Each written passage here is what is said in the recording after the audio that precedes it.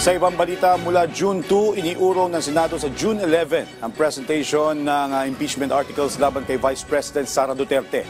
Ayon sa liderato ng mataas na kapulungan, ito ay dahil uunahin ang pagtalakay sa mga natitirang priority bills ng administrasyon ni Pangulong Ferdinand R. Marcos Jr. Si Daniel Manalastas sa sentro ng balita.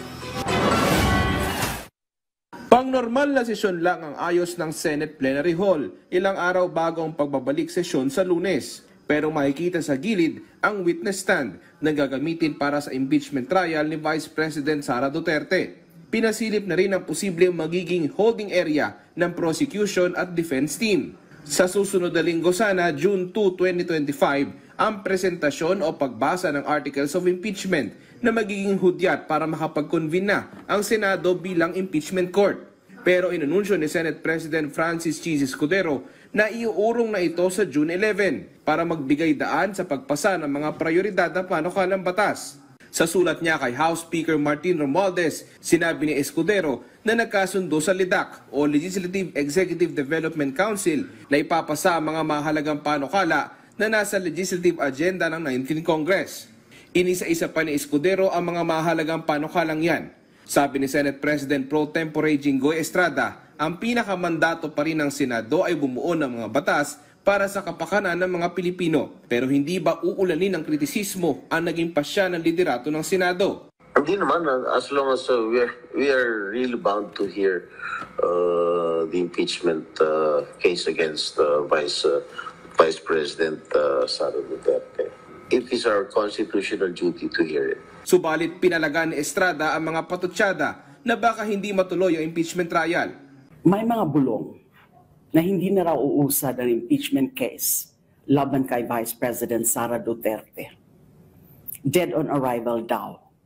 Kulang daw sa boto. Tapos na bago pa magsimula. Grandstanding lang yan, naniniwala lagi sa chismis. We are not going to abandon our constitutional duty to hear the impeachment case against the Vice President.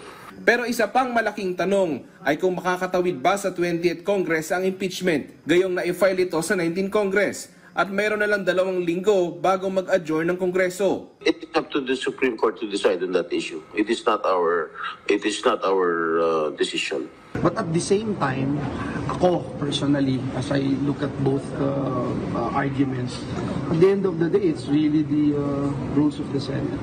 Sir? Yung rules of the Senate, sariling rules namin ng impeachment that which will be promulgated by June 2. So yun ang talagang dapat ma-trash out na doon. Yung prinsipyo kasi ng Senate is a continuing body. Kaya meron 12 ang incumbent katulad ko, may 12 na bago. So continuing body siya. So yung principle na yan, tingin ko ma-apply yan sa mga ganitong situation tulad ng impeachment. Kinumpirma ng Kamara na natanggap na nila ang opisyal na liham ni Escudero na pinadala kay Romualdez at ipinasa na ito sa House Prosecution Panel para sa kanilang kaukulang aksyon. Daniel Manalastas para sa Pambansang TV sa Bagong Pilipinas.